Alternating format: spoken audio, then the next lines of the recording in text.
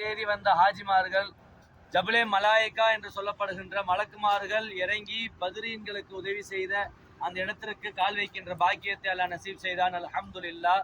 எப்படியெல்லாம் பத்ரீன்களுக்கு அல்லாஹ் உதவி செய்து மலக்குமார்களின் மூலமாக உதவி செய்தானோ அதே போன்று நம் அனைவருக்கும் வந்திருக்கின்ற ஹாஜிமார்களுக்கும் அவருடைய சொந்த பந்தங்களுக்கும் உலக மக்களுக்கும் அல்லாஹ் நம்முடைய இயலாமையை முன்வைத்து நமக்கு உதவி செய்வதற்கு அல்லாஹ் அருள் புரிவானாக.